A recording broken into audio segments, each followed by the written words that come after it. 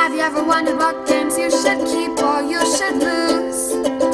Find out here at Purge Reviews. Have you ever gone to the movies and saw a trailer that looks amazing, has all this action and special effects and your favorite actors in it, and then when you sit down to watch it, that actor just had like a 30-second role, there really isn't any action, all the action was in the trailer, and the special effects, that cut didn't even make it into the movie. That's Eco.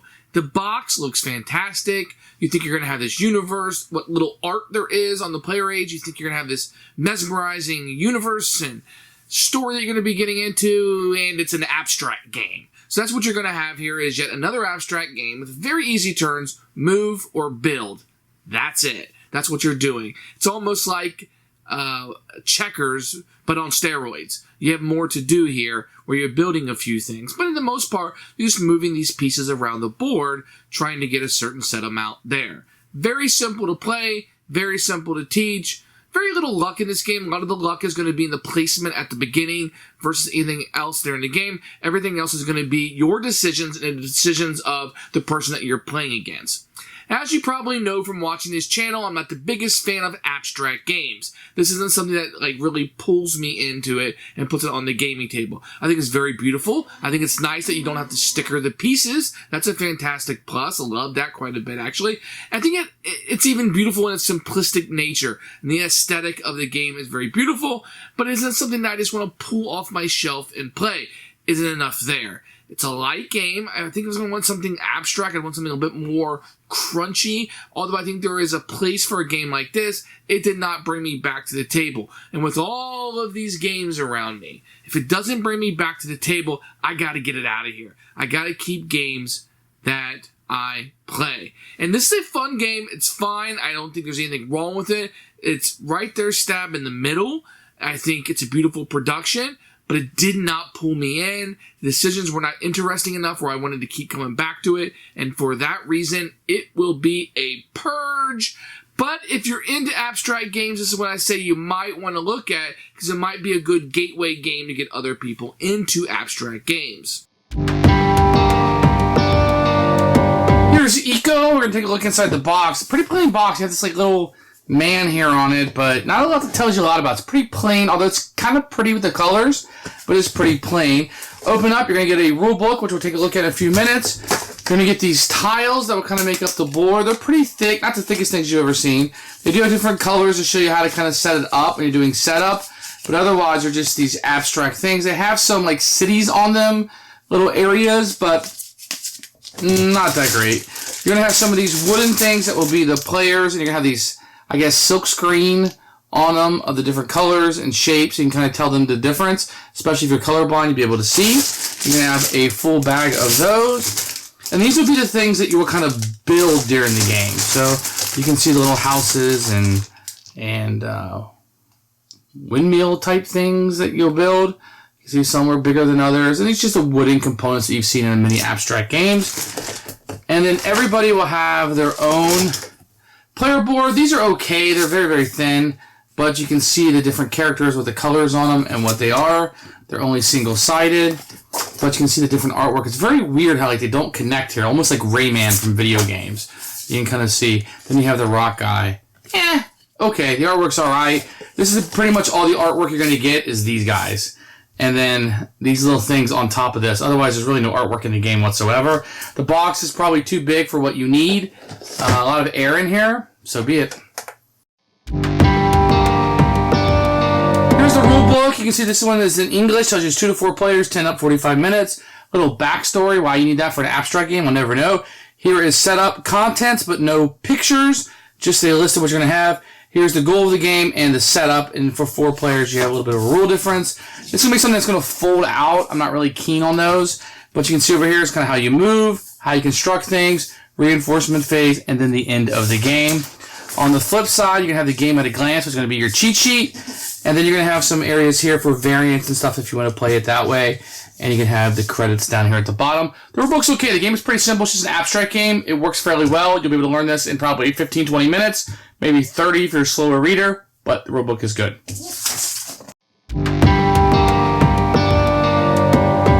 Here's what what the game board will look like, kind of set up. Each set of these have different colors. This is a blue one. This one will have a red one, and then you have the grays in the center. So a little bit of a setup, depending on the number of players. This will be kind of the setup that's in the first part of the book for your introductory game. This is what it will look like. This is what a 4-player game would look like. If you're playing 3 players, you would get rid of the 3 red ones, and you would set them aside. If you're playing a 2-player game, you would get rid of the blue ones. So then you would just have the gray ones that would sit here. Then what you will do is you will put all of these tiles that you'll be playing for each of the player randomly on the board.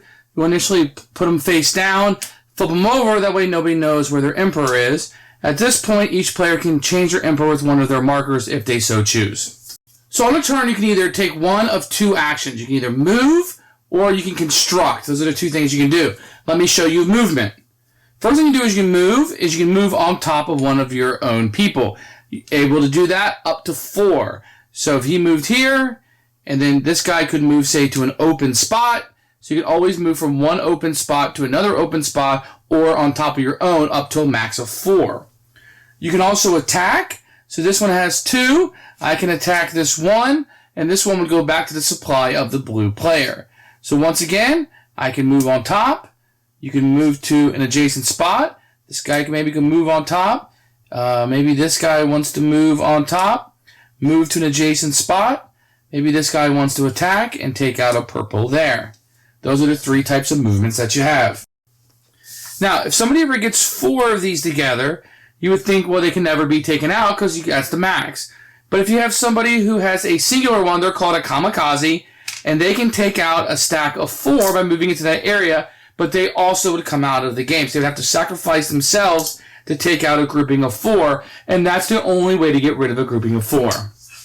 Now, one thing to note is that if you have 2 on top of each other, or 3 or 4, you can never split them up. So once they're together, they are together. So you want to make sure you're able to keep those there. There's going to be 5 different spots on the board as opposed to your regular movement spots. You're going to have chasms, which are these big holes, and nothing can ever be built on them. The second spot is going to be this spot, which will be called an encampment. And you can build these little small regs on them. And you do so by being adjacent to it. So if you were adjacent to this space, so if I wanted to build on this encampment, I could take my purple little encampment, put it there on the spot, and I would take the one off adjacent to it, and it goes back into my supply.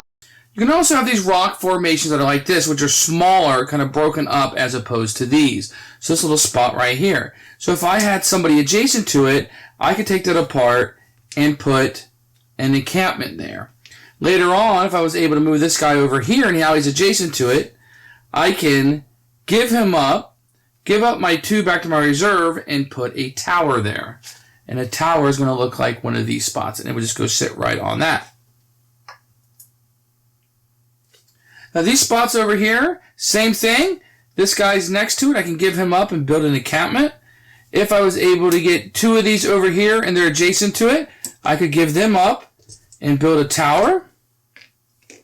But if I was ever able to get 3 over there, I can give this up and I can build a castle, which is the largest thing I can build, and it goes on top of those rocks right there. Now, if purple came here and they had 4, they could take this castle, but they'd have to pay 4 instead of 3. So they would take this off and build their own castle there. So if you want to take somebody's building, then you have to pay 1 more than you would normally pay. Now, during the game, if you want to take an extra reinforcement, this is optional, you can take 3 people from your reserve, put them back in the box, and they're gone forever. And at that point, I could take an additional action during the turn. Now, the Emperor is this little marker, and everybody's going to have a different one. And whenever he's on a stack, he's always on top. And he's going to allow you to attack an enemy stack, and he pretty much counts as a +1. So if you have him on a stack of 2, and he would make the 3rd one, it would actually make the 4th one. Whenever a stack with the Emperor is attacked by another stack, the disc of the stack are returned to the owner as usual, except for the Emperor is considered to be captured and is held captured, and if you hold on to them by the end of the game, it's worth 3 additional victory points. After your turn is over, you can do what's called a reinforcement phase, where you can add to your already current stacks. You must bring at least 1, but you can bring as many as you want. you can add them to the stack. The only real rule is if somebody's adjacent to an enemy building, you cannot add there, but if they're adjacent somewhere else, I can add the reinforcements right on in. The game is going to end when somebody scores 12 victory points. Each encampment is worth 1 point. Each tower is worth 2 points. Each castle is worth 3 points. And each captive emperor that you have is worth an additional 3 points. If you get 12 points, you immediately win. Nobody else has another turn. But in order to win, you must have built on one of the capitals, which is here. And the most you can build there would be a tower or an encampment. It would go right there on one of the capitals, but that is required to win.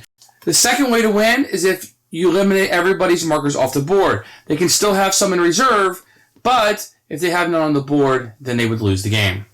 It's important to note that the game comes with a lot of variants, which will be these tiles, and I'm going to go over them very quickly to kind of just give you an overview of how they work. Each one's going to add something interesting to the game. You can add as many of these or as little of these as you see fit based on your playing styles. The first one are these 2 tiles, and these are portals.